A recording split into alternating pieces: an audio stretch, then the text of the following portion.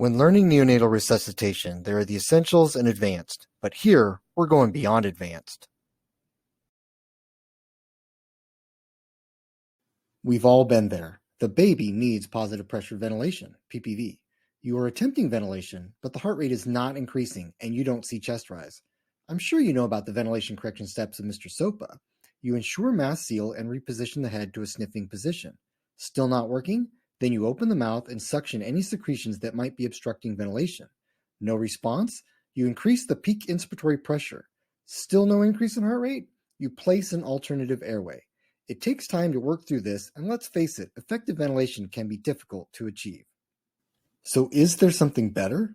Maybe you've been stuck on the FM dial using a face mask. Have you considered switching that dial completely to AM, an alternate mask? What's an alternate mask, you ask? I'm not talking about different styles of face masks. Those are just different versions of big masks that go over the mouth and nose. I am talking about a little mask that goes over the larynx, a laryngeal mask. You are probably protesting now. Isn't that an alternative airway? I'm not talking about working my way through Mr. SOPA to the end to use this as an alternative airway. I am talking about using the laryngeal mask as an alternate mask right here, up front as the first device we use to give positive pressure ventilation. Data supports this practice. Head-to-head AM compared to FM. A recent meta-analysis from our friends at ILCOR combines the data from 7 randomized trials comparing laryngeal mask to face mask use in neonatal resuscitation. The laryngeal mask, when used as the first method to provide PPV, less frequently failed to improve the baby's condition.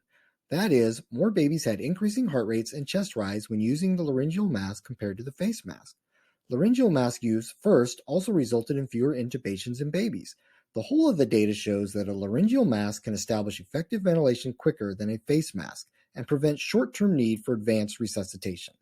So should the laryngeal mask actually replace the face mask completely? Is it time to change that dial permanently? I don't know about that. The randomized trials only included babies expected to be 1,500 grams or greater at birth. While I have personally used a laryngeal mask in a less than 1,000 gram infant, and it did give effective ventilation quite well, there is a definite size limit to its use. And I can't see putting in a laryngeal mask for every stunned baby that just needs a few breaths of PPV. So there needs to be some fine-tuning to find the population that is both big enough and expected to have difficult ventilation that might benefit most from a laryngeal mask being the first interface for positive pressure ventilation, perhaps in conjunction with the Neonatal Advanced Resuscitation Risk Calculator and choosing a threshold percent where you will use an LMA first. Say you're going to stick with the face mask. Are there any adjuncts to help you achieve effective ventilation when FM ventilation is difficult? Pop quiz, what's this? If you don't know, good. Don't bother to learn about it. It's an oral airway or oropharyngeal airway. Maybe you've seen it used in other populations, but this has been studied in neonates. Use of an oral airway made ventilation more difficult, not less. It caused more obstruction to effective ventilation. Maybe it can be useful in unique circumstances, but in general, this device can be thrown in the trash, perhaps where some other devices belong as well. What might actually be a useful adjunct is a CO2 detector. Yes, you can actually place this on the face mask between the mask and your inflation device, not just on an alternative airway. If you see color change, it means 2 things are happening. 1, you are moving air from your inflation device down to the lungs and back through an open airway. In other words, you have achieved effective ventilation. And 2, you have good cardiac output, bringing CO2 to the lungs for you to ventilate and detect. If you don't see color change with each inflation, then one of those 2 things is not happening. Either you are not ventilating or you have such poor cardiac output that there is no CO2 in the lungs to detect. Just be sure that your CO2 detector is not defective and giving you a false negative reading. Even if you are just applying CPAP, the CO2 detector gives you the additional benefit of showing you the baby's spontaneous breaths. With each spontaneous breath, the CO2 detector changes color. So it even helps you detect apnea and shows changes in the breathing pattern before you see the changes in heart rate. Practical experience using the CO2 detector on a face mask has made me a huge fan. But what's the evidence? Let me put it this way. CO2 detection is the standard of care in adult resuscitation. It is used to guide resuscitation as an additional physiologic parameter to evaluate cardiac compression quality and to predict return of spontaneous circulation. However, a recent systematic review found only 4 studies in adult resuscitation science, and none of them were randomized trials. By comparison, there were 13 studies in neonates. 4 of those were randomized trials.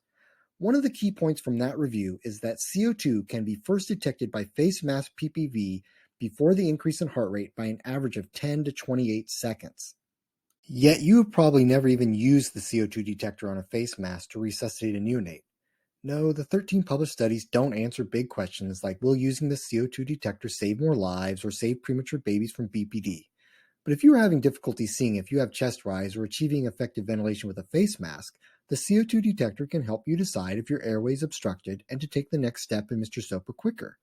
That might, in fact, help you avoid intubations, as one group showed when a colorimetric CO2 detector was added to face mask ventilation as a bundle of interventions to reduce delivery room intubations. And when you do get color change, it will be several seconds before the heart rate reflects it. When you are getting consistent color change, you can be reassured that you have both effective ventilation and adequate cardiac output, and that is some pretty important information to know during resuscitation. So what can we do beyond Mr. SOPA to achieve effective ventilation? 1. Consider switching to an alternate mask altogether in high-risk neonates. The laryngeal mask can achieve effective ventilation faster than face mask ventilation and avoid more advanced resuscitation efforts. 2. Throw the oral airway away. 3. Try a CO2 detector on the face mask if you are having difficulty ascertaining if you have achieved ventilation. Color change tells you about both the ventilation and the cardiac output of the baby. I hope you've enjoyed this video. Like and share below and follow me here on YouTube or on Twitter.